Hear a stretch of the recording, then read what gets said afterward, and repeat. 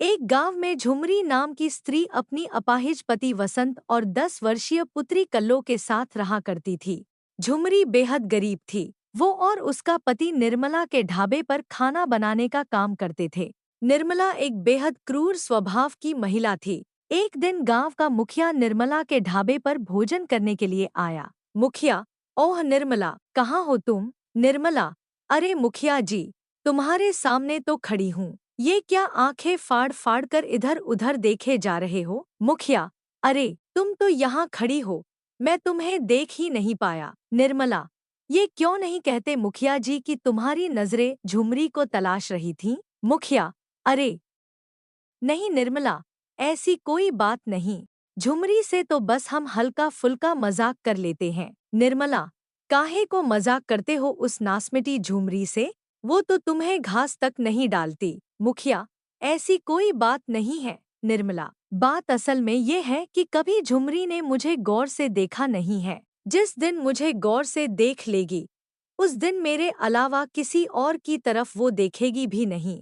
निर्मला: मुखिया जी, थोड़ी तो शर्म कीजिए। अब क्यों नहीं मान लेते कि आप बूढ़े हो गए हैं? मुखिया: कौन कहता है मैं बूढ़ा हो गया हूँ? गांव के हट्टे कट्टे 8 से 10 नौजवान एक साथ मिलकर मेरा मुकाबला नहीं कर सकते। निर्मला: अच्छा बताइए, इस गरीब के ढाबे पर कैसे आना हुआ? मुखिया: अरे पूरे गांव में सिर्फ एक ही तो ढाबा है ये, और मुझे तुम्हारे ढाबे की बनी हुई आलू की सब्जी और देसी घी के बने हुए आलू के पराठे रोज खींच लाते हैं। हाँ। निर्मला: अरे ये क्यों नहीं कहती कि आप रोज रोज आलू के पराठे खाने के बहाने सिर्फ झुमरी को देखने के लिए आते हैं? बसंत: निर्मला जी, ये मुखिया ढाबे पर भोजन करने नहीं, सिर्फ मेरी पत्नी को गंदी नजरों से देखने के लिए आता है। आप मुखिया को ढाबे पर आने के लिए मना क्यों नहीं कर देती? निर्मला: तेरा दिमाग तो ठीक है बसंत, मैं अपने ग्राहकों को भला आने से क्यों मना करूं? मुखिया मेरा ग्राहक है। मुखिया से मुझे महीने की अच्छी आमदनी होती है। बसंत: लेकिन आप उसे इतना तो बोल ही सकती है ना कि वो मेरी पत्नी को उल्टी सीधी नजरों से देखना बंद कर। निर्मला: अरे तुझे अपनी पत्नी की अगर इतनी ही चिंता रहती है तो फिर उसको घर पर रख और घर के अंदर बंद करके रख। क्यों काम करवाता है उससे? बसंत: मजबूरी है निर्मला जी, आप तो जानती ही है, मैं अपाहिज हूँ और मेरी एक 10 वर्षीय बेटी भी है। निर्मला: ये बात तुझे समझ में क्यों नहीं आती लंगड़े कि तू लंगड़ा है, अपाहिज है? अरे तू 2 वक्त की रोटी भी अपनी पत्नी और बेटी को नहीं खिला सकता, लेकिन अकड़ तुझमें अंबानी से भी ज्यादा है। बसंत: लेकिन निर्मला जी, निर्मला, इससे ज्यादा मैं तेरी बक बक बर्दाश्त नहीं कर सकती। बसंत: अगर तू यहाँ 2 सेकंड और रुका तो तुझे और तेरी पत्नी झूमरी को धक्के देकर ढाबे से बाहर निकाल दूंगी। बसंत: संपत और कपटा तुम्हारी गंदी हरकतें दिन व दिन बढ़ती जा रही है। संपत: अबे तो तू क्या कर लेगा? वैसे भी तुझसे कुछ होता तो है नहीं, हम तो तेरी मदद करना चाह रहे हैं। कपटा: संपत भैया सही बोल रहे हैं बसंत, मुखिया जी इस गांव में सबसे अमीर व्यक्ति है, धन की कोई कमी नहीं है उनके पास। मैं कहता हूँ मुखिया जी की बात मान ले, वो तेरी पत्नी झुमरी को रानी बनाकर रखेंगे। रानी। बसंत: तुम दोनों की हिम्मत कैसे हुई मेरे सामने इतनी घटिया बात करने की?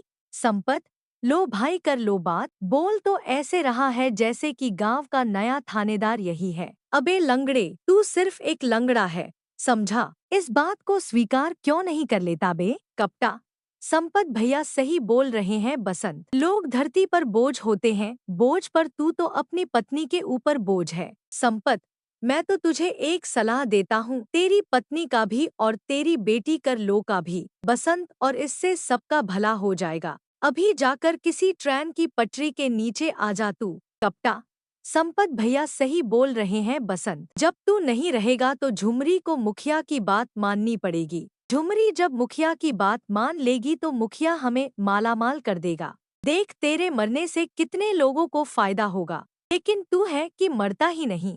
संपत: अब देख झुमरी किसी को पता भी नहीं लगेगा, और आजकल तो मॉडर्न जमाना है, ज्यादातर शादीशुदा औरतों के ही दूसरे मर्दों के साथ चक्कर चलते हैं। झुमरी, तुम दोनों को शर्म नहीं आती इतनी घटिया बातें करते हुए, और वो भी मेरी पति के सामने? मुखिया से जाकर साफ साफ कह दो, झुमरी गरीब जरूर है लेकिन बिकाऊ नहीं है। इसके बाद संपत और कप्ता अपनी बाइक लेकर मुखिया के घर जाते हैं। मुखिया, क्या हुआ संपत और कप्ता? झुमरी मानी कि नहीं मानी?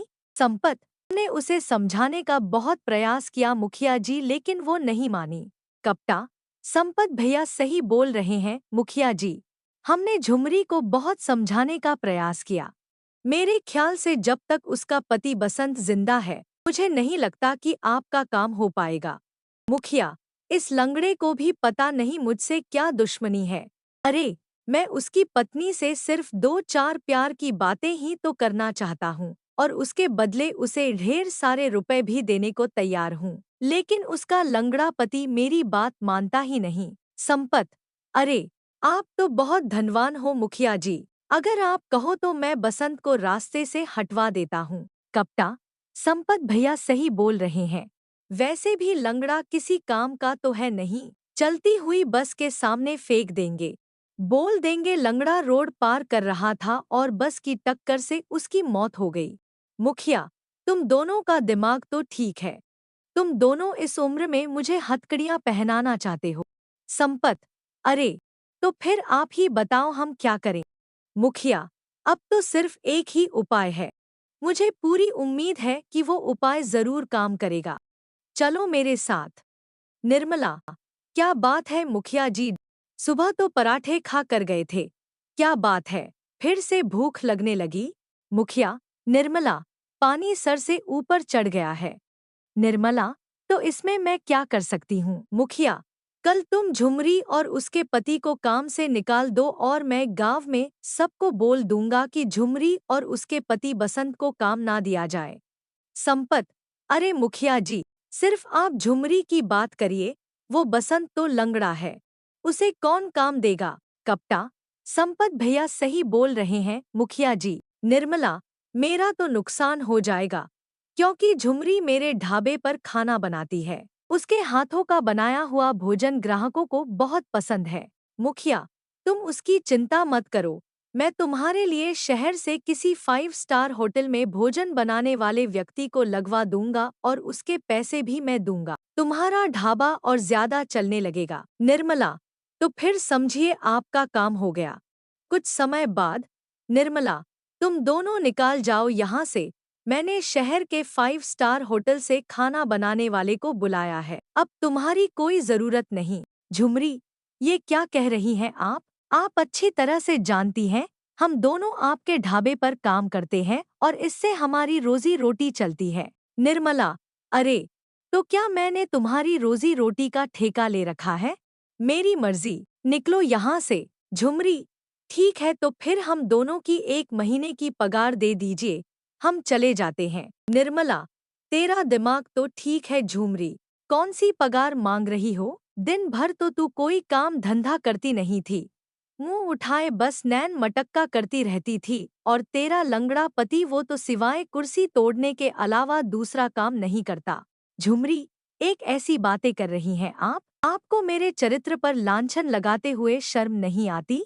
निर्मला, बड़ी सती सावित्री बनती फिरती है, मेरा मुंह मत खुलवा, अगर बोलना शुरू करूंगी तो तेरे कानों से धुआं निकलने लगेगा।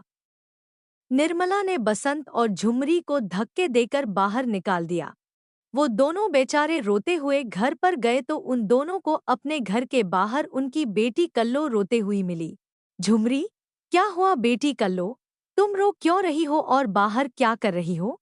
कल्लो, मकान मालिक ने मुझे मार मार कर घर से निकाल दिया और सामान भी फेंक दिया। झुमरी, लेकिन क्यों? मकान मालिक, क्योंकि तुम दोनों ने 1 महीने से किराया नहीं दिया। झुमरी, अगर आप हमें घर से निकाल देंगे तो हम कहाँ जाएंगे? हमें कुछ दिन की मोहलत और दे दीजिए, हम किराया दे देंगे।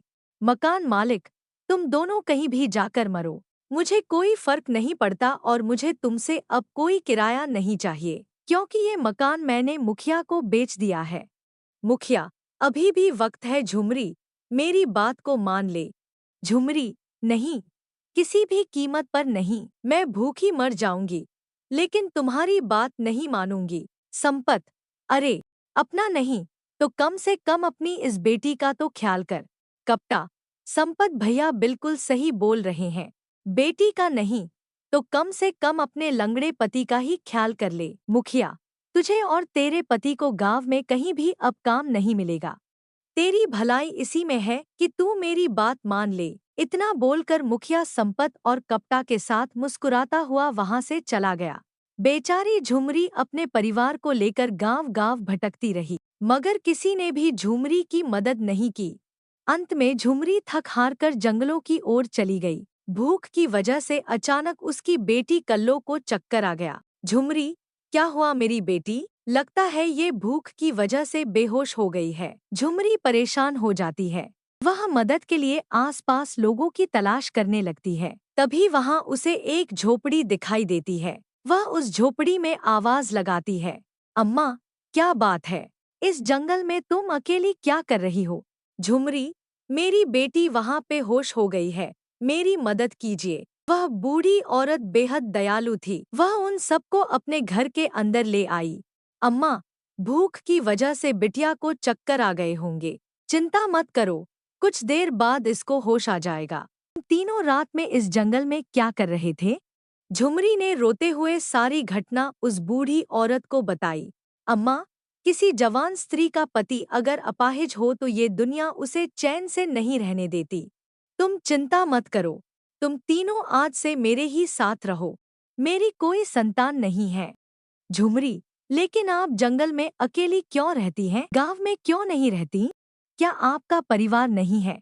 अम्मा, ऐसी बात नहीं है। मेरा पूरा परिवार है, लेकिन वो सब अमेरिका में जाकर शिफ्ट हो गए हैं और मुझे अकेला छोड़ गए। उनके जाने के बाद मुझे ये दुनिया वीरान लगने लगी। फिर मैंने जंगलों में ही अपना घर बना लिया। अब तुम सब सो जाओ, सुबह बात करेंगे। अगली सुबह, अम्मा, तुम ढाबे पर भोजन बनाने का काम करती थी ना? झुमरी, जी अम्मा। तो तुम अपना ढाबा खुद क्यों नहीं खोल लेती? झुमरी, कैसे खोल सकती हूँ? मेरे पति अपाहिज है और मेरे पास इतने पैसे नहीं। अम्मा, मैं तुम्हारी मदद करूंगी। गांव में मेरी कुछ जमीन पड़ी हुई है, तुम वहां पर अपना ढाबा खोल लेना। तुम अपने ढाबे में बांस पकौड़े बनाना। झुमरी, बांस पकौड़े? लेकिन ये कैसे संभव है? भला बांस को कैसे खा सकती हैं? अम्मा, हाँ, काफी सालों पहले मैं विदेश में रहा करती थी और उन दिनों मेरे पति को शिकार खेलने का बहुत शौक था। एक दिन हम दोनों पति पत्नी जंगल में भटक गए। वहाँ के कुछ आदिवासियों ने हमारी मदद की। उन्होंने ही हमें बांस पकोड़ा बनाने की रेसिपी सिखाई।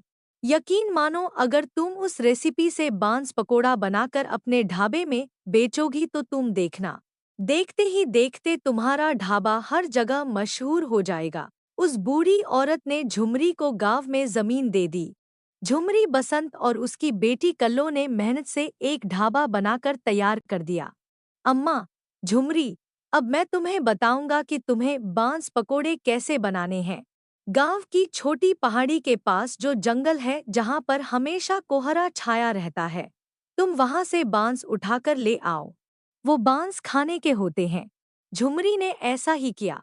अपनी बेटी कल्लो और बसंत के साथ ढेर सारे बांस वहां से उठा लाई। उस बूढ़ी औरत ने झुमरी को रेसिपी बताना शुरू किया। कुछ ही देर में बांस पकोड़े बनकर तैयार हो गए। झुमरी के ढाबे के पास एक कार आकर रुक गई। उस कार में से एक शहरी व्यक्ति निकलकर झुमरी से बोला, आदमी, अरे, तुम्हारे पास पानी की बोतल है क्या? झुमरी, जी भैया, मिल जाएगी। आदमी, ये कौन सी डिश है? इसमें तो बहुत अच्छी खुशबू आ रही है। झुमरी, बांस पकौड़े बनाए हैं। आदमी, ये कौन सी डिश है? झुमरी, भैया, बहुत अच्छी है, एक बार खाओगे तो खाते रह जाओगे। आदमी, एक प्लेट लगाओ। झुमरी ने एक प्लेट उस व्यक्ति को लगा दी। उस व्यक्ति को बांस पकौड़े इतने पसंद आए कि उसने ढेर सारे पैक भी करवा दिए। यहाँ तक कि उसने सोशल मीडिया पर भी झुमरी का फोटो बांस पकौड़ी की प्लेट के साथ अपलोड कर दिया। कुछ ही दिनों में झुमरी के ढाबे पर शहर के लोगों की भीड़ लगने लगी। झुमरी का फोटो रोज रोज न्यूज़पेपर में छपने लगा। मुखिया क्रोधित होकर निर्मला के ढाबे पर संपत और कप्ता के साथ बैठा हुआ था। मुखिया, मैंने झुमरी को ये सोचकर निकलवाया था कि वो मजबूर होकर मेरे पास आ जाएगी, मगर उसके तो यहाँ से जाते वो तो कहाँ से कहाँ पहुँच गई। निर्मला, तुम्हारी बातों में आकर मैंने अपना नुकसान भी कर दिया मुखिया। सारे लोग पागल हो गए हैं। जिसे देखो वो झुमरी के बांस पकौड़े की तारीफ करता रहता है। संपत, अब झुमरी की तरफ देखना भी मत मुखिया जी। झुमरी अब झुमरी नहीं रही, जो एक असहाय औरत हुआ करती थी। आज की तारीख में उसके पास 6 लग्जरी कारें हैं। जंगल में एक वीआईपी बंगला बनाकर वो उसमें बेहद टाइट सिक्योरिटी के साथ रहती है। कप्ता, संपत भैया बिल्कुल सही बोल रहे हैं मुखिया जी। कहीं गलती से अगर तुमने कुछ उल्टी सीधी हरकत कर दी तो लेने के देने पड़ जाएंगे। मुखिया, तुम दोनों अपनी बकवास बंद करो। लगता है झुमरी के अमीर बनते ही तुम दोनों ने तो अपना पाला ही बदल लिया। झुमरी अगर मेरी नहीं हो सकती तो किसी की नहीं हो सकती। मैं आज रात ही झुमरी और उसके परिवार को मार दूंगा। संपत, ऐसी गलती मत करना मुखिया जी। अब उसके ढाबे पर कमिश्नर वगैरह भी आते रहते हैं। कप्ता, संपत भैया बिल्कुल सही कह रहे हैं। मुखिया जी, पुलिस डंडों से मार मार कर तुम्हारी हालत खराब कर देगी। अब तुम्हारी औकात झुमरी के सामने 2 कौड़ी की भी नहीं रही। अगर तुमने कुछ भी उल्टा सीधा किया तो तुम्हें कुत्ता बना देगी कुत्ता, और हमेशा तुम्हारे गले में कुत्ते का पट्टा डालकर अपने ढाबे के पास बांध देगी। मुखिया, इसकी नौबत नहीं आएगी संपत और कप्ता। तभी मुखिया जेब से एक पुड़िया निकलता है। निर्मला, ये क्या है? मुखिया, जहर। आज रात में किसी भी तरह से उसे उसके परिवार सहित जहर देकर मार दूंगा। मुखिया ने इतना कहा ही था कि तभी ढाबे से 3-4 लोग उठकर खड़े हो गए। उनके हाथ में पिस्तौल थी। ये देखकर मुखिया, संपत और कप्ता बेहद घबरा गए। उनमें से एक व्यक्ति मुखिया की ओर देखकर बोला, व्यक्ति, मैं जिले का एसएसपी अभिमन्यु हूँ। कुछ दिन पहले झुमरी ने मुख्यमंत्री को तुम्हारे खिलाफ शिकायत भेजी थी। हम तब से तुम्हारी निगरानी कर रहे थे और आज हमने तुम्हारी सारी बातें सुन ली। तुम तीनों की जगह बाहर नहीं बल्कि जेल में है। निर्मला, सर, आप नहीं जानते, ये मुखिया झुमरी पर बुरी नजर रखता था। अभिमन्यु, तुम तो औरत के नाम पर कलंक हो। निर्मला, तुम्हारी सजा भी जेल है। तुम भी इन तीनों के साथ जेल में चक्की पीसोगी। अगर मैं इस टाइम यहाँ पर मौजूद नहीं होता तो आज ये मुखिया अपने मकसद में कामयाब हो जाता। मुखिया, तुम मुझे गिरफ्तार नहीं कर सकते। एसएसपी, अभी तक मैंने कोई जुर्म नहीं किया है। अभिमन्यु, मैं तुम्हारी पल पल की खबर रख रहा था मुखिया। तुम्हारे मुंह से निकले हुए शब्द समेत कैमरे में रिकॉर्ड हो गए, जो सबूत के तौर पर अदालत में पेश करने के लिए काफी हैं। एसएसपी ने मुखिया, संपत, कप्ता और निर्मला को गिरफ्तार करके जेल भेज दिया। झुमरी आज भी बांस के पकौड़े का ढाबा चलाती है और उसके बनाए हुए बांस के पकौड़े सबको बहुत पसंद आते हैं।